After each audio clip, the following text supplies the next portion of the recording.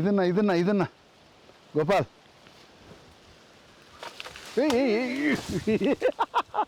Photo ಇದ್ರೆ photo ಇಮಿಡಿಯೇಟಾಗಿ ತೆಗೆದು ಬಿಡ್ಬೋದು. ಇದು ಅವರ ಹಿಂದಿನ ಜನಾಂಗದವ್ರು ಯಾವ ರೀತಿ ಇರ್ತಾರೋ ಗೊತ್ತಾಗೋದಿಲ್ಲ. ಆದರೆ ಅವ್ರನ್ನ ಒಂದು ರೀತಿ ವೀರರ ರೀತಿ ಚಿತ್ರಿಸಿರ್ತಾರೆ. ಇಲ್ಲಿ ಹುಲಿನೂ ಸತ್ತೋಗಿರುತ್ತೆ, ಜೊತೆಗೆ ಇವನು ಸತ್ತಿರ್ತಾನೆ. ಆದ್ರಿಂದ ಇದಕ್ಕೆ ಹುಲಿ ಬೇಟೆ ವೀರಗಲ್ಲು ಅಂತ ಕರೀತಾರೆ. ನೋಡಿ, ನಾಯಿನ ಜೊತೆ ಕರ್ಕೊಂಡು ಹೋಗಿದ್ದಾನೆ ಬೇಟೆ ಆಡೋದಕ್ಕೆ. ಕೆಳಗಡೆ ನಾಯಿ ಬೇಟೆ ಆಡೋಕೆ ಕರ್ಕೊಂಡು ಹೋಗಿದ್ದಾನೆ. ಅದರಲ್ಲಿ ಹುಲಿನ ಸಾಯಿಸಿದ್ದಾನೆ. ಪುರುಷ ಮೃಗ, ಮುಖ ಬಂದು ಪುರುಷಂದಿರುತ್ತೆ, ಇದು ಬಾಡಿ ಒಂದು ಪ್ರಾಣಿ, ಇದು ದೇಹ ಇರುತ್ತೆ.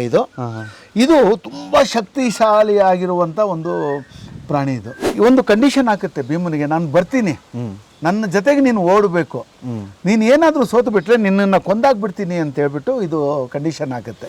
ಸುಮಾರು ವರ್ಷಗಳ ಹಿಂದೆ ಇದೇ ತಿಪ್ಪೆಯಲ್ಲಿ ಬಿದ್ದಿತ್ತು. ಇದು ಗಂಗರ ಕಾಲದ ಒಂದು ಪೂರ್ಣ ಯುದ್ಧ ಸನ್ನಿವೇಶದ ವೀರಗಲ್ಲು.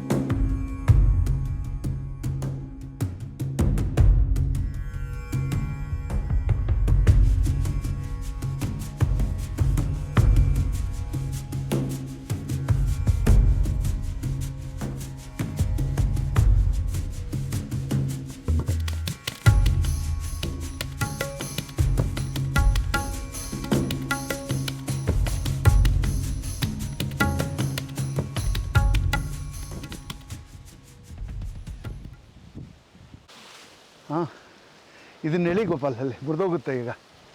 ಇದನ್ನ ಹೇಳಿ, ಇದನ್ನ ಗೋಪಾಲ್.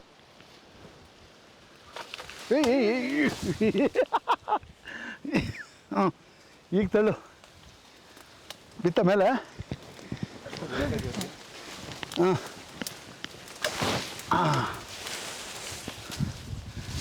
ಕೊಂಬೇನು ಬೀಳಿಲ್ಲ ಸರ್. ಇದೆ ನಿಮ್ಗೆ ಹೊಲಗಳ ಮಧ್ಯೆ ಇದೆಯಲ್ಲ ಸರ್. ನಿಮಗೆ ಹೇಳಿದೆ ಅನೇಕ ವಿಧಗಳ ವೀರಗಲ್ಲುಗಳ ಬಗ್ಗೆ ನಿಮಗೆ ಒಂದೊಂದೇ ತೋರಿಸ್ಕೊಂಡು ಬರ್ತಾ ಇದ್ದೀನಿ. ತುರುಗೋಳು ವೀರಗಲ್ಲು ತೋರಿಸ್ದೆ, ಬಲಿದಾನದ ವೀರಗಲ್ಲು ತೋರಿಸ್ದೆ, ಆಮೇಲೆ ನಾಯಿ ಹಂದಿ ಬೇಟೆದು ವೀರಗಲ್ಲು ತೋರಿಸ್ದೆ. ಅದೇ ರೀತಿ ಇದು ವೀರರ ಗುಡಿ ಅಂತ ಹೇಳ್ತಾರೆ. ಯಾವುದೇ ಒಂದು ಕ್ಯಾಸ್ಟ್ ಅವರು, ಒಂದು ಕುಲದವರು ಅವರ ಹಿರಿಯರಿಗೆ ಪೂಜೆ ಮಾಡಬೇಕಾದ್ರೆ ಈ ರೀತಿ ವೀರರ ರೀತಿ ಅವರನ್ನು ಚಿತ್ರಿಸಿ ಅವರಿಗೆ ಪೂಜೆಗಳು ಮಾಡ್ತಾರೆ ಇಲ್ಲಿ. ಆ ರೀತಿ ಇವಾಗ ಒಬ್ಬ ಮನುಷ್ಯನ ಚಿತ್ರಿಸ್ಬೇಕು, ಫೋಟೋ ಇದ್ರೆ ಫೋಟೋ ಇಮಿಡಿಯೇಟಾಗಿ ತೆಗೆದು ಬಿಡ್ಬೋದು. ಇದು ಅವರ ಹಿಂದಿನ ಜನಾಂಗದವ್ರು ಯಾವ ರೀತಿ ಇರ್ತಾರೋ ಗೊತ್ತಾಗೋದಿಲ್ಲ. ಆದರೆ ಅವ್ರನ್ನ ಒಂದು ರೀತಿ ವೀರರ ರೀತಿ ಚಿತ್ರಿಸಿರ್ತಾರೆ ಇಲ್ಲಿ. ಬಂದು ಅವರು ಇದಕ್ಕೆ ಪೂಜೆ ಮಾಡ್ಕೊಂಡು ಹೋಗ್ತಾರೆ. ನೋಡಿ, ಇದರಲ್ಲಿ ವೀರರ ರೀತಿ ಚಿತ್ರಿಸಿದ್ದಾರೆ. ಕತ್ತಿ ಇಟ್ಕೊಂಡಿದ್ದಾನೆ, ಈ ರೀತಿ ಅವನ್ನ ವೀರತ್ವ ಇದನ್ನ ಚಿತ್ರಿಸಿದ್ದಾನೆ. ಇಲ್ಲಿ ನಂದಿನ ಚಿತ್ರಿಸಿದ್ದಾರೆ, ಯಾಕಂದ್ರೆ ಶೈವ ಪಂಥಕ್ಕೆ ಸೇರ್ತಾರೆ ಇವರು. ಅದರಿಂದ ಇದು ಅಷ್ಟೇ ನೋಡಿ, ಕೈಯಲ್ಲಿ ಕತ್ತಿ ಇಟ್ಕೊಂಡಿರೋ ರೀತಿನೇ ಅವ್ರನ್ನ ಚಿತ್ರಿಸ್ತಾರೆ. ಸುಂದರವಾದ ಆಭರಣಗಳು ಎಲ್ಲಾನು ಹಾಕಿರ್ತಾರೆ. ಇದು ವೀರರ ಗುಡಿ ಅಂತ ಕರೀತಾರೆ. ಅಂದ್ರೆ ಇದು ಯಾವುದು ವೀರಗಲ್ಲುಗಳಲ್ಲ, ಇದು ವೀರರ ಗುಡಿ. ಅವರ ಹಿರಿಯರನ್ನ ನೆನೆಸ್ಕೊಳ್ಬೇಕಾದ್ರೆ ಈ ತರ ವೀರರ ಗುಡಿನ ಕಟ್ಟಿಬಿಟ್ಟು ವರ್ಷಕ್ಕೊಂದ್ಸತಿನೋ ಇಲ್ಲಾಂದ್ರೆ ಬೇರೆ ದಿನಗಳಲ್ಲಿ ಬಂದು ಇವನ್ನ ಪೂಜೆ ಮಾಡಿಕೊಂಡು ಹೋಗೋದಕ್ಕೋಸ್ಕರ ಈ ತರ ವೀರರ ಗುಡಿಗಳನ್ನ ಕಟ್ಟಿರ್ತಾರೆ. ಇದು ವೀರಗಲ್ಲು ಅಲ್ಲ, ಇದು ವೀರರ ಗುಡಿ ಅನ್ನೋದನ್ನ ಹೇಗೆ ಡಿಸೈಡ್ ಮಾಡ್ತೀರಾ? ನೋಡಿ, ಇಲ್ಲೇ ಕಾಣುತ್ತೆ ನೋಡಿ, ಇದೊಂದು ಪರ್ಟಿಕ್ಯುಲರ್ ಪ್ಲೇಸ್ ಅಲ್ಲಿ ಅನೇಕ ವೀರಗಲ್ಲುಗಳನ್ನ ನೆಟ್ಟಿರ್ತಾರೆ. ಇದಕ್ಕೆ ವೀರರ ಗುಡಿ ಅಂತಾನೆ ಕರೆಯೋದು ಇದು. ಅಂದ್ರೆ ಇವರೆಲ್ಲ ಒಬ್ಬೊಬ್ಬ ವೀರನ್ನ ಆದ್ಮೇಲೆ ಒಬ್ಬೊಬ್ರನ್ನ ಅವರು ನೆನಪಲ್ಲಿ ಮಾಡಿ ಅವ್ರ ಕುಟುಂಬದವರು ಮಾಡಿ ಇಟ್ಕೊಂಡು ಇದನ್ನ ಪೂಜೆ ಮಾಡ್ಕೊಂಡು ಬರ್ತಾ ಇರ್ತಾರೆ. ಇದೇ ತಲೆಮಾರುಗಳು ಮಾಡ್ಕೊಂಡು ಪೂಜೆ ಮಾಡ್ಕೊಂಡು ಬರ್ತಾ ಇರ್ತಾರೆ. ಸೊ ಇದೀಗ ಅವ್ರು ಯಾರು ಕಂಟಿನ್ಯೂ ಆಗಿದ್ರೆ ಇವತ್ತಿಗೂ ಇದನ್ನ ಈಗಲೂ ಪೂಜೆ ಮಾಡ್ತಾರೆ. ಇದನ್ನ ಈಗಲೂ ಪೂಜೆಗಳು ನಡೀತಾ ಇರುತ್ತೆ. ಇದಕ್ಕೆ ಈಗ ಇದಕ್ಕೆ ಮಾಡ್ತಿದಾರಾ? ಇದಕ್ಕೆ ಪೂಜೆ ಮಾಡ್ತಾರೆ. ವರ್ಷದಲ್ಲಿ ಯಾವಾಗಲೂ ಒಂದ್ಸರಿ ಅವರಿಗೆ ನಾವು ಹಿರಿಯರಿಗೆ ಇಡ್ತೀವಿ. ಎಡೆ ಇಡ್ತೀವಲ್ಲ, ಆ ರೀತಿ ಇಲ್ಲಿ ಬಂದು ಅವರು ಅವ್ರ ಹಿರಿಯರಿಗೆ ಮಾಡ್ಕೊಂಡು ಹೋಗ್ತಾರೆ. ಯಾರ ಮನೆಯವರು ಬಂದು ಮಾಡ್ತಾರೆ? ಇದು ಒಂದೊಂದು ಕ್ಯಾಸ್ಟ್, ಇಲ್ಲ ಇಲ್ಲ ಇಲ್ಲ ಇಲ್ಲ, ಒಂದು ಜನಾಂಗ ಇರುತ್ತೆ. ಒಟ್ಟು ಒಂದು ಕುರುಬ ಜನಾಂಗ ಇಲ್ಲ ಗೊಲ್ಲ ಜನಾಂಗ, ಆ ಜನಾಂಗದವರು ಬಂದು ಇಲ್ಲಿ ಮಾಡ್ಕೊಂಡು ಹೋಗ್ತಾರೆ. ಇದು ಒಟ್ಟಿನಲ್ಲಿ ವೀರರ ಗುಡಿ ಅಂತ ಕರೀತಾರೆ. ಈಗ ಹಾಗಾದ್ರೆ ಈ ಊರಿಗೆ ಸಂಬಂಧಪಟ್ಟವರೆಲ್ಲ ಯಾರು ಏನು ಪೂಜೆ ಮಾಡ್ತಾ ಇರಲ್ಲ? ಇಲ್ಲ ಇಲ್ಲ, ಈ ಊರಲ್ಲಿ ಇರ್ತಾರೆ ಅವರು ಕುಟುಂಬದವರು. ಎಸ್ಪೆಷಲಿ ಈ ಕುರುಬರು ಮತ್ತೆ ಗೊಲ್ಲರು ಇವರೆಲ್ಲನೂ ಇರ್ತಾರೆ ಇವರು ಕುಟುಂಬದಲ್ಲಿ. ಓಕೆ ಓಕೆ, ಅವರು ಪೂಜೆ ಮಾಡ್ಕೊಂಡು ಹೋಗ್ತಾರೆ. ಓಕೆ, ಅವ್ರುಗಳೇ ಅದನ್ನ ಉಳಿಸ್ಕೊಂಡು ಬಂದಿದ್ದಾರೆ. ಹೌದು. ಈಗ ಇದು ನೀವು ಹೆಂಗೆ ಎಷ್ಟು ವರ್ಷದ ಹಳೇದು ಅಂತ ಐಡೆಂಟಿಫೈ ಮಾಡ್ತೀರಾ ಸರ್? ಇದು ಸುಮಾರು 300-400 ವರ್ಷದ ಹಳೇದು ಇದು ಅಲ್ಲ. ಹಂಗಾದ್ರೆ ರೀಸೆಂಟೇ ಇದು ಸ್ವಲ್ಪ 300-400 ವರ್ಷದ ಹಳೇದು.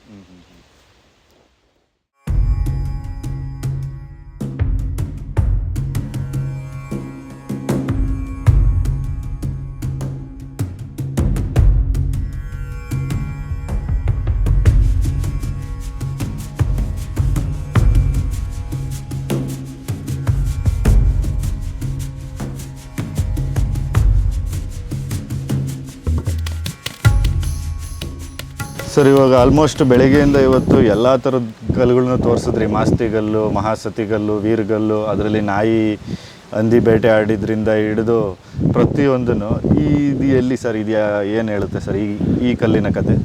ಇದು ಹುಲಿ ಬೇಟೆ ವೀರಗಲ್ಲು ಅಂತೇಳಿ. ಸಾಮಾನ್ಯವಾಗಿ ಊರುಗಳಲ್ಲಿ ಈ ಹುಲಿಗಳು ಬಂದ್ಬಿಡೋದು. ಈಗಲೂ ನೀವು ಕೇಳ್ತಾ ಇದ್ದೀರಾ, ಅದೇ ದನ ಕುರಿ ಕದಿಯೋದಕ್ಕೆ ಇದಕ್ಕೆಲ್ಲ ಹುಲಿ ಬರುತ್ತೆ. ಇದು ತುಂಬಾ ಉಪಟಳ ಕೊಡ್ತಾ ಇರುತ್ತೆ ಊರಲ್ಲಿ.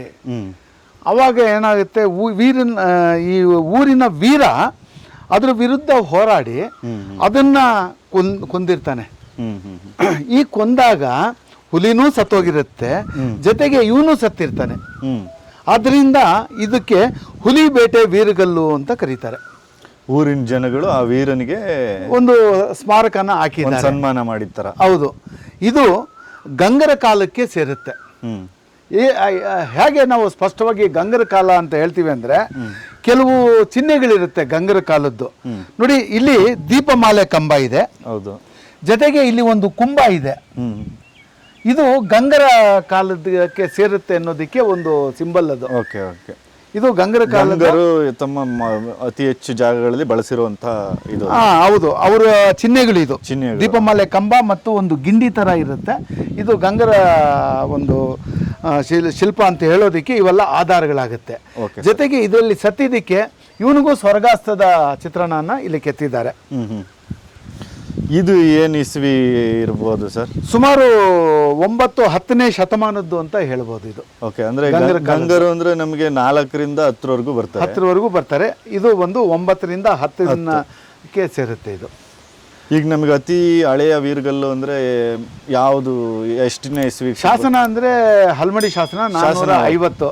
ಶಾಸನ ಬೇಡ, ವೀರಗಲ್ಲು ಸುಮಾರು ಕಡೆ ಇದೆ.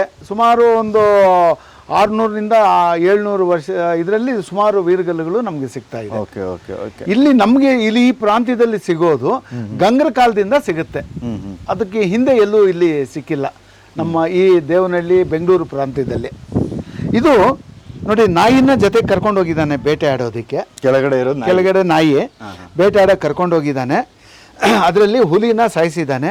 ಇದನ್ನ ಒಂದು ಅದ್ಭುತವಾಗಿ ಚಿತ್ರಣ ಮಾಡಬೇಕು ಅಂತ ಪ್ರಯತ್ನ ಪಟ್ಟಿದ್ದಾರೆ. ಹಿಂದ್ಗಡೆ ಇದೆ ಅದು, ಆದ್ರೆ ಅದೇನೋ ಸರಿಯಾಗಿ ಬರ್ಲಿಲ್ವೋ, ಅದು ಅಪೂರ್ಣ ಆಗಿದೆ. ಅದರಿಂದ ಇದನ್ನ ಇಲ್ಲಿ ಚಿತ್ರಿಸಿದ್ದಾನೆ. ಇದೇನು ಪೇಜ್ ಉಲ್ಟಾ ಮಾಡಿ ಬರ್ದಂಗೆ? ಹೌದು ಹೌದು. ಸಪೋಸ್ ನಾವೇನಾದ್ರೂ ಅಳಿಸ್ಬಿಟ್ರೆ ಈ ಕಡೆಯಿಂದ ಆ ಕಡೆ ಇನ್ಯಾರು ನೋಡ್ತಾರೆ ಅನ್ನಂಗೆ, ಯಾಕಂದ್ರೆ ಅಲ್ಲಿ ಉಲ್ಟಾ ಇದೆ, ಅದು ಉಲ್ಟಾ ಇದೆ. ಅದಕ್ಕೆ ಈ ಕಡೆ ಮಾಡಿದ್ದಾರೆ. ಇದು ಅದ್ಭುತವಾದ ಹುಲಿ ಬೇಟೆ ವೀರಗಲ್ಲು. ನೋಡಿ, ಹುಲಿ ಹಲ್ಲುಗಳೆಲ್ಲ ಹೇಗೆ ಚಿತ್ರಿಸಿದ್ದಾರೆ. ಈಗ ನಮಗೆ ಇವೆಲ್ಲ ಕೇವಲ ಆ ವೀರನ ಕಥೆ ಅಲ್ಲದೆ ಆ ಕಾಲದಲ್ಲಿ ಇಲ್ಲಿ ಹುಲಿ ಸಂಚಾರನೂ ಇತ್ತು. ಹೌದು, ಈ ಜಾಗಗಳಲ್ಲಿ. ಇವತ್ತಿಗೇನು ಇಲ್ಲೆಲ್ಲ ಹುಲಿ ನನ್ನ ಪ್ರಕಾರ ಇರೋದು ಡೌಟ್. ಚಿರತೆಗಳು ಈ ಪ್ರಾಂತ್ಯದಲ್ಲಿ ಇನ್ನು ಸ್ವಲ್ಪ ಕೆಳಗೆ ಚಿಕ್ಕಬಳ್ಳಾಪುರ ಸೈಡ್ ಹೋಯ್ತು ಅಂದ್ರೆ ಅಲ್ಲೆಲ್ಲ ಚಿರತೆಗಳು ಸಿಗುತ್ತೆ. ಹೌದು, ಬಟ್ ಹುಲಿಯ ಕಲ್ಪನೆ ಅಂದ್ರೆ ಅವತ್ತಿನ ಕಾಲದಲ್ಲಿ ಈಗ ಹುಲಿಗಳ ಸಂಖ್ಯೆ ಕಡಿಮೆ ಆಗಿದೆ, ಹಾಗೆಲ್ಲ ಇತ್ತು ಅದು. ಹೌದು ಹೌದು ಹೌದು. ಇದು ಗಜಲಕ್ಷ್ಮಿ ಅಂತೇಳಿ.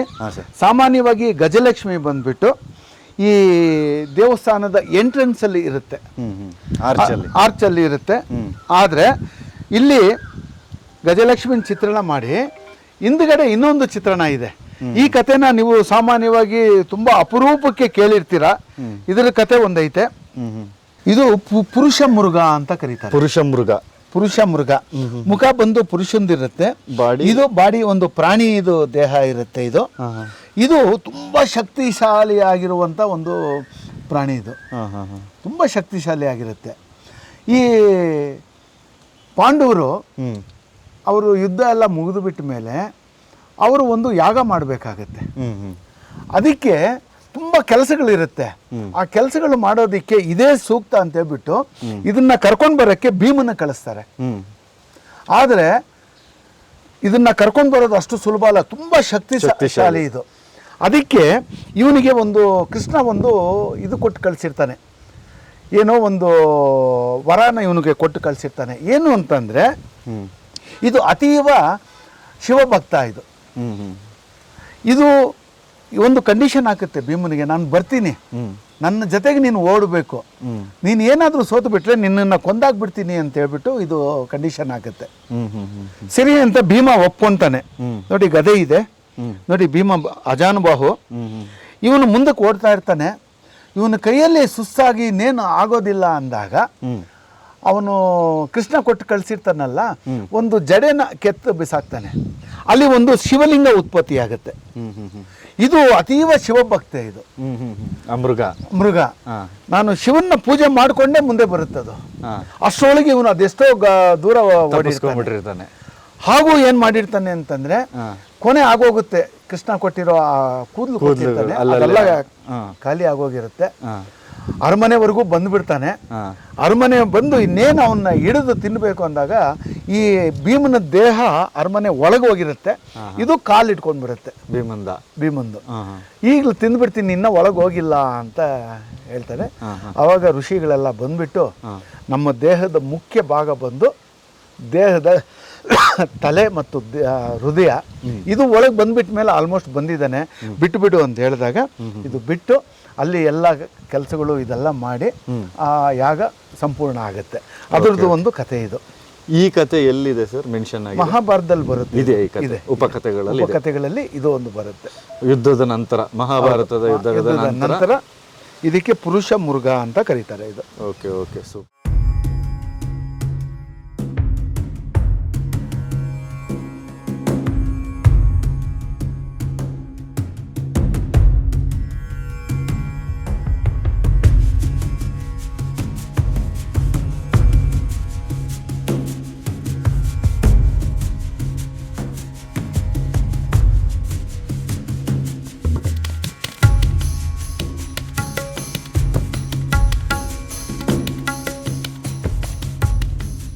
ಹಾಂ ಸರ್, ಇದು ಯಾವ ಊರಲ್ಲಿ ಬಂದಿದ್ದೀವಿ ಸರ್? ಏನು ಸರ್ ಈ 3 ವೀರಗಲ್ಲುಗಳು? ಈ 3 ವೀರಗಲ್ಲುಗಳಿಗಿಂತ ಇದು ತುಂಬ ವಿಶೇಷವಾದ್ದು. ಈಗ ನಾವು ದೇವನಹಳ್ಳಿ ತಾಲೂಕು ವೆಂಕಟಗಿರಿ ಕೋಟೆಯಲ್ಲಿದ್ದೀವಿ. ಸುಮಾರು ವರ್ಷಗಳ ಹಿಂದೆ ಇದೇ ತಿಪ್ಪೆಯಲ್ಲಿ ಬಿದ್ದಿತ್ತು ಇದು. ಇದು ಗಂಗರ ಕಾಲದ ಒಂದು ಪೂರ್ಣ ಯುದ್ಧ ಸನ್ನಿವೇಶದ ವೀರಗಲ್ಲು. ಇದು ತುಂಬ ಬೆರಳೆಣಿಕೆಯಷ್ಟು ಮಾತ್ರ ಈ ಯುದ್ಧ ಸನ್ನಿವೇಶದ ವೀರಗಲ್ಲಿದೆ. ಮೊಟ್ಟ ಮೊದಲು ಅದ್ಭುತವಾದ ಯುದ್ಧ ಸನ್ನಿವೇಶದ ವೀರಗಲ್ಲು ಸಿಕ್ಕಿರೋದು ಬೇಗೂರು ಶಾಸನದಲ್ಲಿ ವೀರಗಲ್ಲಲ್ಲಿ. ಅದು ಈಗ ಮ್ಯೂಸಿಯಂ ಅಲ್ಲಿ ಇದೆ. ಅದಾಗ್ಬಿಟ್ಟ ಮೇಲೆ ಕೋಲಾರಲ್ಲಿ ಕೋಲಾರಮ್ಮನ ದೇವಸ್ಥಾನದ ಒಳಗೆ ಒಂದು ಸಿಕ್ಕಿದೆ. ಅದು ಈಗಲೂ ಅಲ್ಲೇ ಇದೆಯಾ? ಈಗಲೂ ಅಲ್ಲೇ ದೇವಸ್ಥಾನದ ಒಳಗಿದೆ. ಮತ್ತೆ ನನ್ನ ಗುರುಗಳು ನರಸಿಂಹನ್ ಅಂತ ಅವರು ಈ ನಂಬಿಹಳ್ಳಿ ಅಂತ ಹೇಳ್ಬಿಟ್ಟು ಅಲ್ಲಿ ಒಂದು ಇದೇ ರೀತಿ ಒಂದು ಹುಡುಕಿದ್ದಾರೆ. ಈ ರೀತಿ ಕೆಲವು ಯುದ್ಧ ಸನ್ನಿವೇಶದ ವೀರಗಲ್ಲುಗಳಿದೆ. ಅದರಲ್ಲಿ ಇದು ಒಂದು ಇಷ್ಟು ದೊಡ್ಡದು ಅಥವಾ ಇಷ್ಟೊಂದು ಈ ವಿಷಯ ಪೂರ್ಣ ಯುದ್ಧಕ್ಕೆ ಸಂಬಂಧಪಟ್ಟಿದ್ದು ಎಲ್ಲ ವಿವರಗಳು ಇದರಲ್ಲಿ ಸಿಗುತ್ತೆ. ಆ ಥರ ಯುದ್ಧ ಸನ್ನಿವೇಶದ ವೀರಗಲ್ಲು ನೋಡಿ. ಇದರಲ್ಲಿ ಆನೆ ಮೇಲೆ ಬಂದಿದ್ದಾನೆ. ಈ ಕಡೆ ಇವನು ಕುದುರೆ ಮೇಲೆ ರಾಜ ಬಂದಿದ್ದಾನೆ. ಇವನು ವೀರ, ಅವನ ವಿರುದ್ಧ ಹೋರಾಟ ಮಾಡ್ತಾ ಇದ್ದಾನೆ. ಈ ಗಂಗರ ಕಾಲದ ಈ ಗುರಾಣಿ ಇರುತ್ತಲ್ಲ, ಅದು ವಿಶೇಷವಾಗಿರುತ್ತೆ ನೋಡಿ. ಈ ಗುರಾಣಿ ನೋಡಿ ಯಾವ ತರ ಇದೆ. ಗುರಾಣಿ ಮತ್ತು ಖಡ್ಗನ ಹಿಡ್ಕೊಂಡು ಇವನು ಯುದ್ಧ ಮಾಡ್ತಾ ಇದ್ದಾನೆ. ಹಿಂದೆ ರಾಜ ಇದ್ದಾನೆ. ರಾಜ ಚಿಹ್ನೆ ಇದೆ ನೋಡಿ ಇಲ್ಲಿ. ರಾಜ ಚಿಹ್ನೆ ಇದೆ. ಇದು ಗಂಗರ ಕಾಲದ್ದೇ ಇದು. ಇದರಲ್ಲಿ ಮತ್ತೆ ಭೀಕರವಾದ ಯುದ್ಧ ನಡೆದಿದೆ. ಈ ಆನೆ ಹಿಂದೆನೂ ವೀರ ಬಂದು ಅವನು ಹೋರಾಡ್ತಾ ಇದ್ದಾನೆ. ಈ ಯುದ್ಧ ಎಷ್ಟು ಭೀಕರತೆಯಿಂದ ಕೂಡಿದೆ ಅಂತ ಹೇಳೋದಿಕ್ಕೆ ಇಲ್ಲಿ ಅನೇಕ ಹೆಣಗಳು ಬಿದ್ದಿದೆ ಯುದ್ಧದಲ್ಲಿ. ಹೆಣಗಳನ್ನ ತಿನ್ನೋದಿಕ್ಕೆ ನಾಯಿ ನರಿಗಳೆಲ್ಲ ಬಂದಿದೆ ನೋಡಿ. ಕೆಳಗೆ ನರಿ ನಾಯಿಗಳನ್ನೆಲ್ಲ ಚಿತ್ರಿಸಿದ್ದಾನೆ. ಮತ್ತೆ ಕಾಗೆಗಳು ಚಿತ್ರಿಸಿದ್ದಾನೆ. ಹೌದು, ಹೆಣಗಳು ತಿನ್ನೋದಕ್ಕೆ ಕಾಗೆ, ಹದ್ದುಗಳು ಬಂದಿದೆ. ಮತ್ತು ಇನ್ನ ಭೀಕರತೆಯಿಂದ ಯುದ್ಧ ಕೂಡಿತ್ತು ಅನ್ನೋದಕ್ಕೆ ಹಿಂದ್ಗಡೆ ಪಿಚಾಚಿಗಳನ್ನ ಕೆತ್ತಿದ್ದಾರೆ. ರಾಕ್ಷಸರು ಇವರು ಹೆಣಗಳು ತಿನ್ನೋದಕ್ಕೆ ಬರುತ್ತೆ, ಡಾಕಿಣಿ ಆ ರೀತಿ ಅವನ್ನ ಚಿತ್ರಿಸಿದ್ದಾನೆ. ಇದು ಚಿತ್ರಿಸಿರೋ ಒಂದು ಕಾರಣ ಏನು ಅಂತಂದರೆ ಯುದ್ಧ ಎಷ್ಟು ಭೀಕರತೆಯಿಂದ ಕೂಡಿತ್ತು ಅಂತೇಳಿದೆ. ಪೂರ್ಣ ಯುದ್ಧ ಸನ್ನಿವೇಶದ ಇದು ವೀರಗಲ್ಲು ಅಂತೇಳಿ. ಇವು ನಮ್ಮ ಕರ್ನಾಟಕದಲ್ಲಿ ಕೆಲವಿದೆ. ಒಂದು ಬೇಗೂರು, ಒಂದು ಕೋಲಾರ, ಮತ್ತು ನಂಬಿಹಳ್ಳಿ, ಈ ರೀತಿ ಕೆಲವು ವೀರಗಲ್ಲುಗಳಲ್ಲಿ ಇದು ಒಂದು. ಇಷ್ಟು ಯುದ್ಧದ ಡೀಟೇಲ್ ಇರುವಂಥ ವೀರಗಲ್ಲುಗಳು ಹಾಗಾದ್ರೆ ಹೆಚ್ಚಾಗಿಲ್ಲ. ಓಕೆ.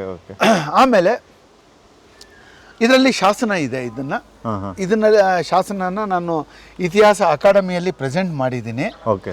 ಅಂದರೆ ಇದರಲ್ಲಿ ಕುದುರೆ, ಆನೆಗಳಿಂದ ಕೂಡಿರುವಂಥ ಒಂದು ಭೀಕರ ಯುದ್ಧದ ಸನ್ನಿವೇಶದ ವಿವರ ಇದೆ.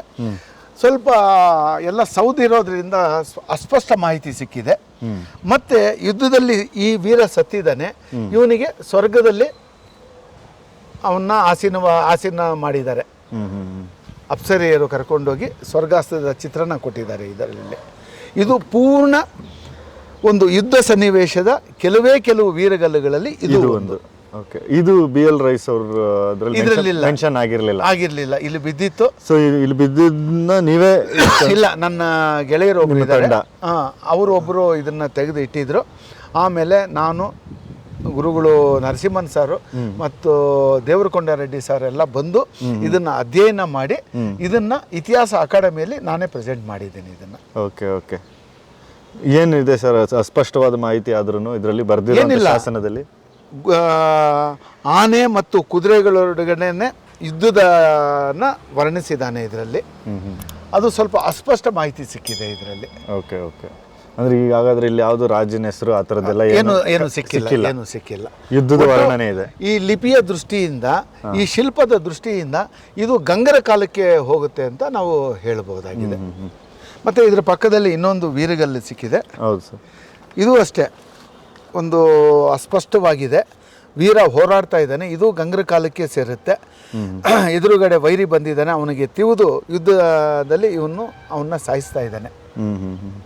ಇದು ಒಂದೇ ಹಂತದ ವೀರಗಲ್ಲು. ಇದು ಒಂದೇ ಹಂತ. ಇದರಲ್ಲಿ ಅಗೇನ್ ನಮ್ಮ ಇಲ್ಲ, ಹೌದು, ಏನೂ ಇಲ್ಲ. ಒಂದೇ ಹಂತದ ವೀರಗಲ್ಲಿದು. ಅವನಿಗೆ ಬಂದಿರೋ ಬಾಣಗಳು ನೋಡಿ, ಅವನಿಗೂ ಬಾಣ ಬಂದಿದೆ. ಅವನು ಸತ್ತಿದ್ದಾನೆ. ವೀರ ಸತ್ತಿರೋದಕ್ಕೆ ಇದನ್ನ ವೀರಗಲ್ಲು ಹಾಕೋದು. ಇದ್ರ ಕೆಳಗಡೆ ಇರೋದು ಇದು ಕೂಡ ಏನೋ ಸ್ಪಷ್ಟ ಆಗಿಲ್ಲ ಅಂದ್ರೆ ಅಸ್ಪಷ್ಟವಾಗಿದೆ. ಇದು ಸರಿಯಾದ ಮಾಹಿತಿ ಸಿಕ್ಕಿಲ್ಲ. ಇದು ಆದ್ರೂ ಇಟ್ಟಿದ್ರೆ ಮುಂದೆ ಯಾರಾದ್ರೂ ಮಾಡೋರು ಇದ್ರೆ ಮಾಡ್ಲಿ. ಆಲ್ಮೋಸ್ಟ್ ಎಲ್ಲ ನೀವು ಇವತ್ತು ನೋಡ್ದಂಗಾಯ್ತು. ಅದು ಮೋಸ್ಟ್ಲಿ ನಮ್ಗೆ ಗೊತ್ತಿರೋ ಹಾಗೆ ಡಕಾಯಿತರ ವಿರುದ್ಧ ಹೋರಾಡದಂಥದ್ದಿಲ್ಲ ಅನ್ಸುತ್ತೆ. ಅಲ್ಲ, ನಾವು ನೋಡಿರೋದ್ರಲ್ಲಿ, ಇವತ್ತು ನೋಡಿರೋದ್ರಲ್ಲಿಲ್ಲ. ನನ್ನ ಲಿಸ್ಟಲ್ಲಿ ಫೋಟೋ ಹಾಕೊಂಡು ಬಂದಿದ್ದೀನಿ. ಅದರಲ್ಲಿ ಕಳ್ಳರೊಡನೆ ಹೋರಾಡಿ ಸತ್ತಿದ್ದ ವೀರಗಲ್ಲುಗಳಿದೆ. ಓಕೆ. ತುರುಗೋಳ್ದು ನೋಡಿದ್ದೀವಿ. ಹೌದು. ಮತ್ತೆ ಇನ್ನು ಆಲ್ಮೋಸ್ಟ್ ಎಲ್ಲಾನು ಇವತ್ತು ಕವರ್ ಮಾಡಿದೆ. ಆತ್ಮಬಲಿ, ಗೋವು ಕಳ್ಳರಿಂದ ಹಿಡಿದು ನಾಯಿ ಹಂದಿ ಬೇಟೆ ಆಡುವ ನಾಯಿಗೆ ಹಾಕಿರೋ ವೀರಗಲ್ಲನ್ನ ಹಿಡಿದು, ಹುಲಿನ ಸಾಯಿಸಿರೋ ವೀರಂಗೆ ಹಾಕಿರೋ ವೀರಗಲ್ಲನ್ನ ಹಿಡಿದು, ಮಹಾಸತಿಗಲ್ಲು ಗಂಡನಿಗೋಸ್ಕರ ಹೆಂಡತಿ ಆತ್ಮತ್ಯಾಗ ಮಾಡಿರೋ ವೀರಗಲ್ಲಿನಿಂದ ಆಲ್ಮೋಸ್ಟ್ ಇವತ್ತೊಂದು ಬಹುಪಾಲು ಎಲ್ಲ ಕವರ್ ಮಾಡಿದ್ವಿ. ವೀರಗಲ್ಲುಗಳನ್ನ ನೋಡಿದ್ವಿ. ಯುದ್ಧಕ್ಕೆ ಕಾಂಟ್ರಿಬ್ಯೂಟ್ ಮಾಡಿರೋವಂಥವನ್ನು ಇದು ನೋಡಿದ್ವಿ. ಹೌದು. ಸೊ ಹಾಗಾದ್ರೆ ಆಲ್ಮೋಸ್ಟ್ ಆಗಿದೆ. ಇದನ್ನೇ ಹುಡುಕಿ ಇನ್ನು ಬೇರೆ ಎಲ್ಲೆಲ್ಲಿದೆ ಅನ್ನೋದು ಒಂದಷ್ಟು ನೋಡೋಣ ಸರ್. ಓಕೆ, ಖಂಡಿತ. ಸಾಮಾನ್ಯವಾಗಿ ಕೃಷ್ಣ ದೇವಸ್ಥಾನ ನೋಡಿದ್ದೀವಿ. ಅಲ್ಲೇ ಈಶ್ವರನು ಇರೋದು ಭಾರಿ ಅಪರೂಪ. ಇದು ಹರಿಹರ ಎರಡೂ ಇಲ್ಲೇ ಇರೋದು. ಇದು ವೇಣುಗೋಪಾಲ ಸ್ವಾಮಿ ದೇವಸ್ಥಾನ ಅಂತೇಳಿ ಇದು ಯಲಹಂಕದ್ದು. ಗರುಡಗಂಬ ಎಲ್ಲನೂ ವಿಜಯನಗರ ಶೈಲಿಯನ್ನು ಎದ್ದು ಕಾಣ್ತಾ ಇದೆ. ಅದಕ್ಕೂ ಮೊದಲೇ ಈ ದೇವಸ್ಥಾನ ಇದ್ದಿರಬಹುದು ಚಿಕ್ಕದಾಗಿ. ವಿಜಯನಗರ ಕಾಲದಲ್ಲಿ ಇದನ್ನು ಇಷ್ಟು ಬೃಹತ್ತಾಗಿ ಕಟ್ಟಿರುವ ಸಾಧ್ಯತೆಗಳು ಇದೆ. ಇದು ಕೀರ್ತಿಮುಖ ಅಂತ ಕರೀತಾರೆ. ಇದು ಇತ್ತು ಅಂದರೆ ಇದು ವಿಜಯನಗರದ ಎಲ್ಲ ದೇವಸ್ಥಾನಗಳಲ್ಲೂ ಕಂಪಲ್ಸರಿ ಇದ್ದೇ ಇರುತ್ತೆ. ಅದು ಕೃಷ್ಣರಾಜ ಒಡೆಯರ ಹೆಸರಿದೆ ಇದರಲ್ಲಿ. ಅಂದರೆ ಈ ಗರುಡಗಮ್ಮನ ಕೃಷ್ಣರಾಜ ಒಡೆಯರು ಮಾಡಿಸಿರಬೇಕು. ಮತ್ತು ಇವನು ಸತ್ತಿದ್ದಾನೆ ಈ ಯುದ್ಧದಲ್ಲಿ. ಆಗ ಅವನಿಗೆ ಒಂದು ಅಪ್ಸರೆಯರು ಸ್ವರ್ಗದಲ್ಲಿ ಪ್ರತಿಷ್ಠಾಪನೆ ಮಾಡ್ದಂಗೆ ಇದು ಕಾನ್ಸೆಪ್ಟ್ ಇದು.